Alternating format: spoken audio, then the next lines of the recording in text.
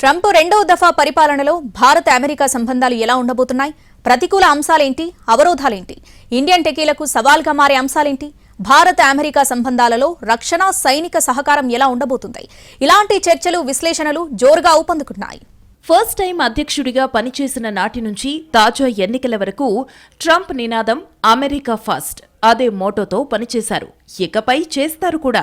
America విదేశాంగ విధానాన్ని చాలా శక్తివంతంగా మారుస్తానని ప్రచార సమయంలోనే గట్టిగానే చెప్పారు. అయితే భారత ప్రధాని నరేంద్ర మోడీ ట్రంప్ల మధ్య ఫ్రెండ్షిప్ బాగానే ఉంది.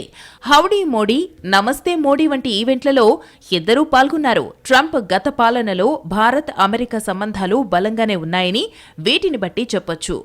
మరి ట్రంప్ 2.0లో అవకాశాలతో పాటు సవాళ్లు కూడా ఎదురు కావచ్చని విశ్లేషకులు అంచనా వేస్తున్నారు. అమెరికాకు ప్రధాన వ్యూహాత్మక భాగస్వామి అయిన ఇండియాకు వాణిజ్యం, ఇమిగ్రేషన్, సైనిక సహకారం, దౌత్యం వంటి అంశాలలో ట్రంప్ తీసుకునే నిర్ణయాలు కీలకంగా మారనున్నాయి. అమెరికా ప్రయోజనాలకు ప్రాధాన్యతనివ్వడమే ముఖ్య ఉద్దేశంగా తమ విదేశాంగ విధానం ఉంటుందని ట్రంప్ చాలా స్పష్టంగా చెప్పుకొస్తున్నారు. మొదటి దఫా పాలనలో పలు కీలకమైన అంతర్జాతీయ ఒప్పందాల నుంచి వైదొలిగారు. ప్యారిస్ వాతావరణ ఒప్పందం నుంచి ఎగ్జిట్ అయ్యారు. ఇరాన్ అణు ఒప్పందంతో పాటు కీలక అంతర్జాతీయ ఒప్పందాలకు విలువనివ్వలేదు. మరికొన్ని ముఖ్యమైన అగ్రిమెంట్లను సవరించారు. దీంతో రెండో దఫా పాలనలో విదేశాంగ విధానాలు ఎలా ఉండబోతున్నాయనేది ఆసక్తికరంగా మారింది. ఒప్పందాలు, పొత్తుల విషయంలో ట్రంప్ ప్రతికూల నిర్ణయాలు తీసుకునే అవకాశాలు లేకపోలేదని టాక్ వినిపిస్తోంది. భారత్ విషయానికొస్తే అమెరికాతో వాణిజ్య బంధం చాలా ముఖ్యమైందే. విదేశీ ఉత్పత్తులపై భారత్ అత్యధిక సుంకాలను విధిస్తోందంటూ గత పాలనలో ట్రంప్ ఆరోపించారు. పరస్పర పన్నును ప్రవేశపెట్టాలని కూడా ఆయన అన్నారు. తిరిగి అధికారంలోకి రావడంతో ఇప్పుడు ఎలా వ్యవహరిస్తారన్నది చర్చనీయాంశంగా మారింది. భారత ఐటీ, ఫార్మాస్యూటికల్, టెక్స్టైల్స్ రంగాలు ఎక్కువగా అమెరికాపై ఆధారపడుతుంటాయి. వీటి విషయంలో ట్రంప్ ప్రభుత్వ వైఖరి ఎలా ఉంటుందో చూడాలి.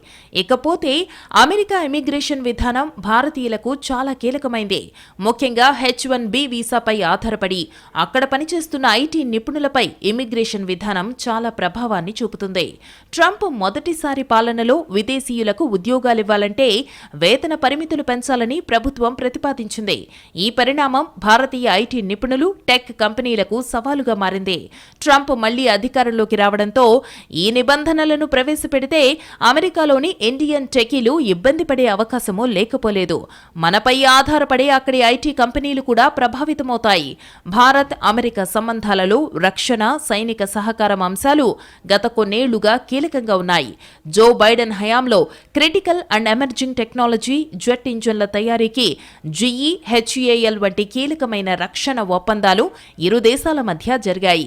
ఇక ట్రంప్ పాలనలో ఇండో పసిఫిక్ ప్రాంతంలో చైనా ప్రభావాన్ని ఎదుర్కొనే విషయంలో భారత్ అమెరికా సైనిక సహకారాన్ని కొనసాగించే అంశాలున్నాయి. ఇక అమెరికా, భారత్, జపాన్, ఆస్ట్రేలియా సభ్య దేశాలుగా ఉన్న క్వాడ్ను మరింత బలోపేతం చేసే అవకాశాలున్నాయి.